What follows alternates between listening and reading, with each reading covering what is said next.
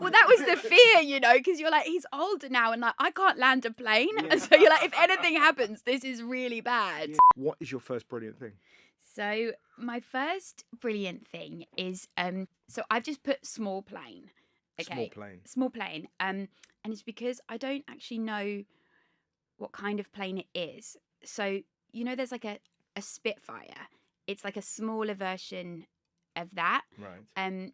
Basically, my granddad used to be in the RAF, and he flew planes. Obviously, that's what the RAF is. Yeah. And he kept his pilot's license well into his 70s, and he'd take us up in planes, and it was crazy. He was amazing. He was really he was quite eccentric, I think. Yeah. And as he got older, he kind of got more and more eccentric. Like he'd always have these little things happening. Like he decided that all his his dining furniture should be on wheels. So we'd have like office chairs, and he was like, "Isn't this brilliant? You can just roll wherever you want. Like you can just move it around." And then he'd have like very specific ways of doing things. Like he'd make you a coffee and it would take 7 minutes and it would go between 2 microwaves. And it was like and he loved to like trick people with vegetarian mince. So he'd like make them spaghetti and then he'd like just watch you with really closely. And I'm vegetarian, so it was wouldn't work on me, but on everyone else. And they'd be like, "What did you enjoy your meal?" And they'd be like, "Yeah, I mean it was fine." He'd be like, "It's vegetarian." And they'd be like, "We know." You can really taste the difference. Yeah. I love that. God, you've really painted a picture there. So he was a flying prankster. A flying prankster that was obsessed with being in constant movement. Do you know what I mean? It's just, I love that. So I also love the fact that your granddad used to take you up on a plane. Yeah, it was amazing. It's so exciting. It was so exciting, and he just kept getting his pilot's license renewed, and everyone was like, was it on the black market or was it legit? He just kept passing the test. I don't know, and you'd be a bit like, I don't know if this should still be happening, and he loved taking us up in it, and it was Did he ever pull any pranks when he was up there? This is the wheel. Granddad, fuck, joking. He loved to do he'd do loads of tricks. He'd do I'm having a stroke. Well, that was the fear, because you're like, he's older now and like, I can't land a plane. Yeah. So you're like, if anything happens, this is really bad. Yeah, that's an awful moment when you become an adult. Yeah. Do you know what I mean? When you're like, oh, we're going in the plane with Granddad. When you reach that age where you're like, what if he dies? Do you know what I mean? Yeah. What if something happens while we're up there? I have to and land I'm an this. adult. Yeah. This is what it feels like.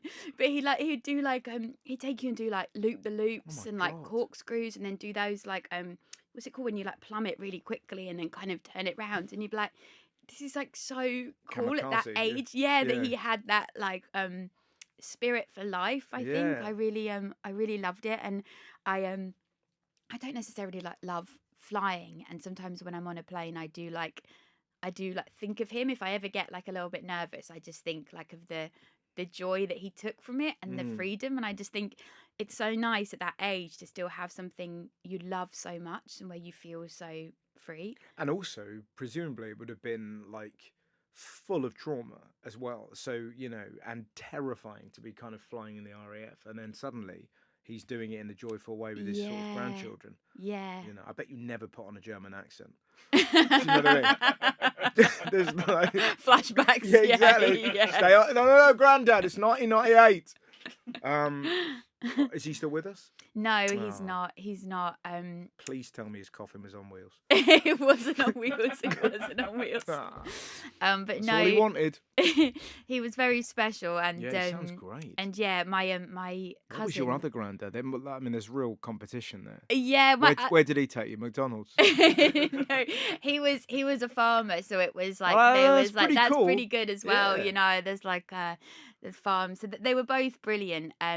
But they had different attitudes, I think, and I just my cousin became a pilot. I think inspired by my granddad, and she now flies planes and stuff, and I just think it's so cool. I never want to do it ever, but I think it's a really cool thing. Yeah. I've flown a very small plane where the other yoke pops up when you're in the kind of. Wait, you flown a plane? No. I was the last to get on, on our honeymoon, and I had to go right at the front in the passenger, co-pilot seat. And in the co-pilot seat. Yeah, and the kind of yoke came up, and it was kind of like moving around me, and you know that feeling when you're like, oh, I'm worried I'm going to throw my keys over a bridge. I see you that, and I raise you that, where your hands are like, God, I want to touch the yoke. Yeah, the whole way. I want to do something, but I had to kind of hold myself back like that. It was absolutely terrifying. Yeah, and you don't know the name of this plane. You don't know the specifics. No, I know. I feel bad. I should know. It was so it looks a bit like those Spitfires. So I think it was probably a plane. So he had his own plane, based at Manston. I think it was colour. Probably what colour was it? I've got photos of it, but I can't remember what colour it was. But it was from the. It's possible 30s. It was a Hawker Hurricane. A Hawker. Hawker. Okay. And it was just one of those where it has just like a bubble over you, kind of. You're just kind of sat in it, and then there's a bubble, like. So, are you alongside your granddad, or are you behind him? Yeah, you're sat next to each other. Wowzers. Yeah. And how many could go up at a time? So just one. So we just take one of us up at a time. Yeah, Blimey. and then my mum would just be having a panic attack at the side, like why is this happening? Eating a Scotch egg furiously. Yeah, and sometimes he'd fly over when we were at home. He'd come and we'd know it was him because you'd look up and he'd be doing kind of like loops around the garden. God, he sounds like something out of a Roald Dahl. I know, yeah, it sounds like something. You just see some loop the loops, and then vegetarian mince just hits the ground. Dinner's ready, everybody. Yeah. Was there part of you that ever thought about flying? I can barely drive a car. Like I've had a license. You're dyspraxic. I'm dyspraxic. Yeah. Me in charge of a plane is not something that anybody wants to see in any way. And someone was telling me as well that like they let you fly it on your own after like 7 lessons or something. It's like incredibly early, like how quickly they're like, okay, so if you just come and meet us over here, like they take you up a few times and then they're like, are you fact checking that? That makes sense that you should though, because I say a lot of stuff and it's like that is absolutely not true. But I think very quickly you're on your own, and I just can't imagine. Like I love the idea of the freedom, and I love the idea of having like a passion and something that you really love, but I don't think I love this enough to put myself in charge of it. And I still have a lot of panic. Like I really like being on the ground. Like going to space is not something I'd ever want to do. You know Katy Perry. I'm no Katy Perry. No, I'm not.